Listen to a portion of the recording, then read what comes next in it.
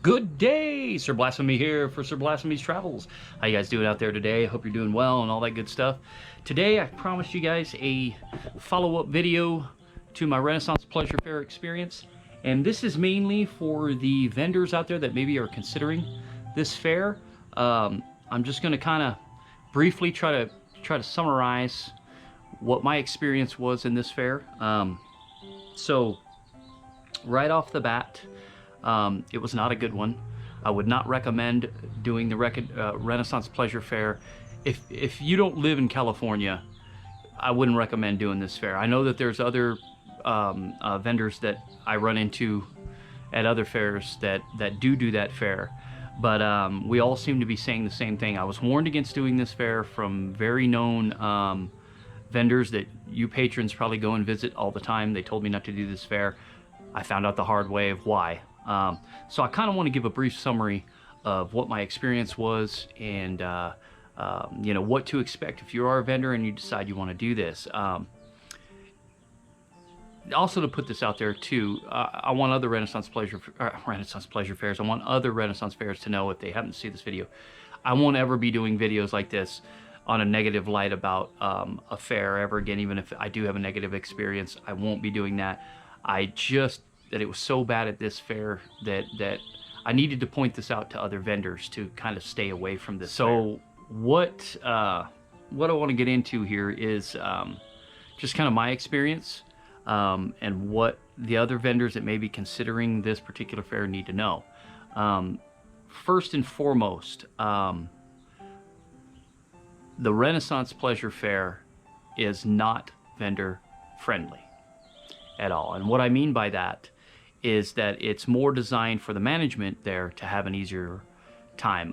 When you do these other fairs, just for the patrons that know, there's always hiccups and things that you go through, but usually you can park at or near your booth in some area because they understand the concept that you need to bring stuff to your booth. You know, you need to be able to pull in and or whatever the case may be. You know, you always need access to your vehicle within a reasonable amount of time for whatever reason. They understand that. So they usually park you kind of close to where your booth is at. Every fair that I've been, except for Renaissance Pleasure Faire. Now, the Renaissance Pleasure Faire, you had to park miles back. And when I say miles, I mean I'm talking a long haul. Unless you got there at 6 a.m. in the morning and parked in handicap when you're not handicap parking, that's the closest you could be. Which of course, you know, you don't want to do that, of course. But just a point also, you're not really allowed to film there and advertise your business. I did a video that they made me take down because I showed behind the scenes stuff. And that, I'll get into that in just a minute. But as well, they do their mandatory meetings. So for you guys that aren't familiar with, you know, that are just patrons, you usually do like a mandatory meeting the Friday before opening day, which is, you know, usually you open on a Saturday, of course. And then the Friday before, they'll have all the vendors get together. We have a meeting to kind of go over what the rules are and what's changed and whatever that you attend. The reason why they do that, and they do it like the day before, is because they understand that other fairs have ended the weekend before most of the time, and people need time to travel to the fair to set up during that week and then make sure they can make that meeting. Not at the Renaissance Pleasure Faire. They do the mandatory meeting a month before the actual, you know, you're actually supposed to, you know, open. So you have to consider that to make this 1 hour little meeting, for 1 hour meeting, you have to drive wherever you're from, you know, probably thousands of miles to go to this meeting while you're probably doing another fair or working or whatever it is that you do, you know, when you're not attending the Renaissance fairs. You have to get lodging, pay for your gas, pay for food, do all this thing for a 1 hour meeting just to hop in the car and leave, and that's it. That's all they needed you for. Completely ridiculous. And then their setup time, you have to be completed 2 weeks before opening day. Most of the time, setup time happens, the final day you need to be set up is the Thursday before opening day. So that's usually 2 days before opening day. The reason why is you've got to travel. You've got to do all these things. You've had to tear down somewhere else and come there. That's a lot of the people that do this. That's what you got to do. So it's not vendor friendly. Secondly, probably the rudest and most disorganized staff I've ever ran across. No one ever extended their hand except for my vendor coordinator to introduce themselves to me. And there were a lot of people running around constantly. They called me the new guy. Instead of walking up, extending their hand, hi, how you doing? My name is so-and-so. What's your name? Oh, that's awesome. What do you sell here? Great. That happens at every other fair. Not this one. Not this one. No one came around to tell you anything. Nothing. You didn't know anybody, and they didn't talk to you. You'd wave at them. They wouldn't wave back. It was terrible. And again, getting into a video that I made real briefly, this goes hand in hand. When I first filled out the application to the fair, I told them specifically, I sell gourmet chocolate. It melts in sunshine. We all know that, right? I told them I need to be in shade. I need to have a shade tree. There was a gazillion spots wide open when I got there that had plenty of shade. They stuck me in from the moment the sun peaked above a certain point, about 9 o'clock. I was exposed to direct sunshine all day long till 6 o'clock. I wrote in my application I did not want to do the fair if I was constantly bombarded by sunshine all day long, because I sell chocolate. I can't display it. I can't do displays. So basically I had an empty table all season, and I had to run back to the coolers to get the candy bars and things like that out. So that was that. But then when I pulled up, the day that I pulled up, there was nobody in the offices. This is 2 weeks before, mind you, and they make you be there. But yet I was told by the lone security person that was there, the one guy, oh, they're not even here yet. What do you mean they're not even here yet? It's 7 o'clock in the morning. There's people walking all over the dang place. Nobody's here to help out the vendors. And I had told them prior to that exactly what day and what time I'd be there.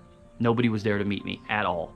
And so this security guard, after 2 hours, I sat around and waited, almost 2 hours, finally took me to where my spot was at. When I got there, if you check out the video, the Porta Potty Extravaganza, I get there, my spot is all marked out, and there's 20 to 25 porta potties in it, full, of course, of the blue water, I had to get out and move all of those porta potties out of my spot. I mean, spinning them. It took me like an hour to get them all out. Actually, it took longer than that, but to get them out of my spot, I did their job for them, and then had to set up. Never have I encountered that. There should have been nothing in my spot. I mean, you just don't do that. That's just not vendor friendly. It's not at all. So anyway, that was kind of my experience in a nutshell. Next, their security staff. So their security staff is just a bunch of people that got up off the couch. They ate the whole bag of Cheetos when they took the job, and they think they're Chester Cheetah. I mean, that's pretty much it. And they were rude, they were nasty, and the way that they clear out the fair was, they were constantly in arguments with the patrons there. I mean, because they would start ringing a bell like you're a bunch of damn cows, man. And they would ring the bell, and they would start screaming at the top of their lungs at the patrons in the areas, going, you need to leave, you need to get out, the fair's closed, get out, finalize your transaction, get out.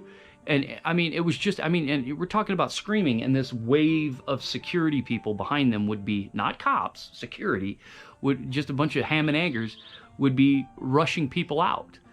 Most fairs, they'll walk around, the security people will walk around very politely and be like, hey, it's 30 minutes till close, guys, just want to let you know, to make sure you get your things. Not this fair. No, they start arguing with the patrons, and then if you're a booth owner, they scream at you if you need to get somewhere. You need to have your pass out. Let me see your pass. Dude, you've seen me 87 times here, man. Why do I need to keep pulling out my pass? Fine, here's my pass. And then you show them your pass. You're not allowed to go over there. You're not allowed to go in there. Don't go in there. No other fair is like that. None. It was just, I get it. They have to clear the grounds. I understand that. That's fine. But the manner in which they do it is bad. And then dealing with the security there, if you had any questions or anything like that, I learned to not even interact with them. That was a first for me. Normally the security, I'd get along and, hey, how you doing this morning? We all got to know each other and would talk to each other. Not these guys. These guys just ran around and power trip. There was a dude that literally ran around with his chest puffed out, had his glasses down, had this big ass hat. Looked like he was going to be in Super Troopers 3 walking around. Just, and you couldn't ask him questions, anything. So not vendor friendly really at all, or artist friendly for that part. And I talked to a lot of the vendors there, And they all had the same thing to say. They couldn't stand the management there. It was just bad.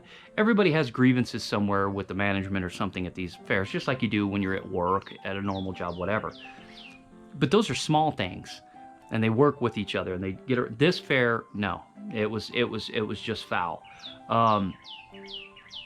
So I mean, there was a lot more to it than that. I received an email I want to tell you guys about real quickly here from them after the first week, and I posted that porta potty extravaganza video, and they demanded me take it down. In the email, they called me stupid. This one lady called me stupid and said that I put all the patrons in danger, and I broke all the rules there, and that she would come see me and we'd have a talk about me staying there or not.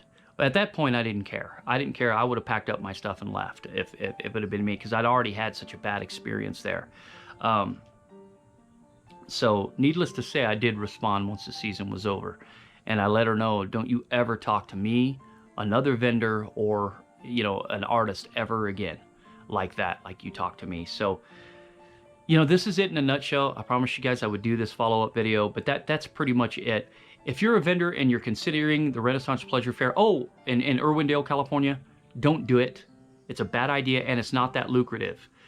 That's the next thing I want to point out. It's not as lucrative as the other fairs. You would think in LA it would be lucrative. It is not.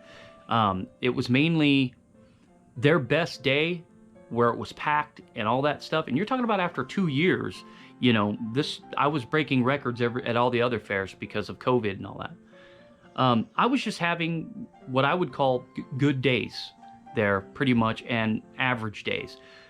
On the days that all the other vendors were making this big deal, I had my best day there, but it was an average day compared to all the other fairs, if you get what I'm saying. So it's not that lucrative, and you have to remember too, you cannot you cannot camp on site all week. So you have to pay for lodging. You have to get out. Now, most fairs, people do that, you know, but there's usually like an RV park nearby. Not here. You have to either get a hotel, because you're, you know, pretty much downtown, or you're gonna have to. I mean, most of the people I talk to there, as I pick their brains, were staying in Airbnbs. That's expensive, and that cuts into your profit margin. I'd stay in a hotel. You know, I wasn't there during that. Luckily, I had to drive each weekend 400 miles back home, 400 miles there. You know, that's what I did each weekend, and that was cheaper than having to stay there in lodging. And I still had to stay 3 days, because you're only allowed to camp Friday night and Saturday night. There is no facilities, there is no showers, there's nothing. So you have to prepare for all of that. So if you've got like an RV, then yeah, you can drive off their site and go somewhere and do all that, and then you got to drive back in their parking lot and whatever. There was only a few RVs in a designated area that it looked like was for maybe like the show performers, and that was it. But as far as the vendors go, yeah, you're screwed on that. So it's extremely difficult to camp there. Overall, as an experience, between the management, their security, their organization is piss poor, by the way. I won't even get into the pass situation. I mean, they change their pass situation each week.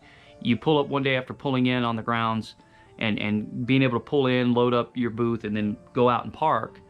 Then the next weekend you pull up and they're like, no, you need a pass. You need an on, what do they call it? I forget, a pull-in pass or something they called it. And I'm like, no one's ever told us. No email, nothing about this. I'm pulling in there regardless. That's what I told the security. But yeah, so overall, it was just a really bad experience for me.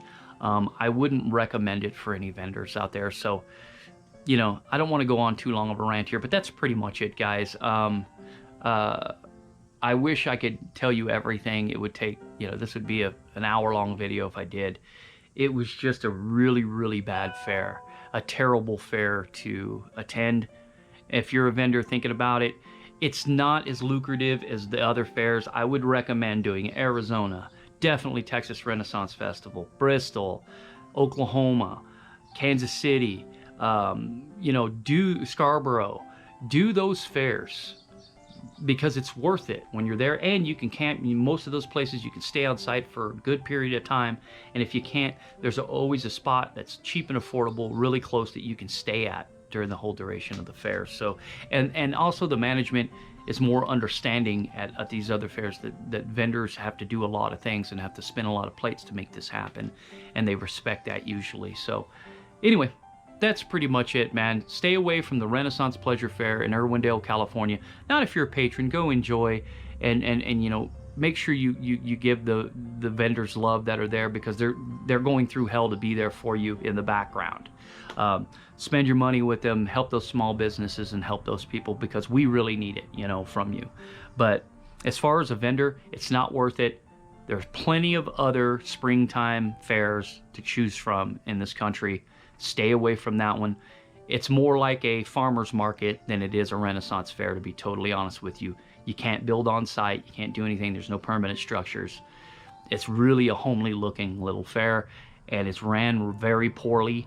Yeah, and a lot of power tripping and egos are pushing you around. I won't even get into a couple interactions I had with their long-term vendors that were there.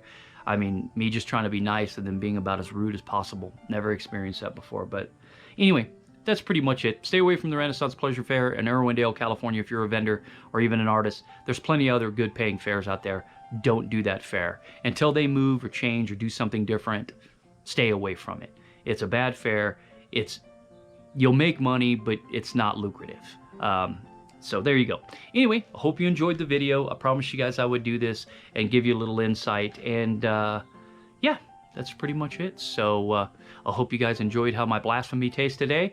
And please come back and see me. Don't forget to hit like and subscribe.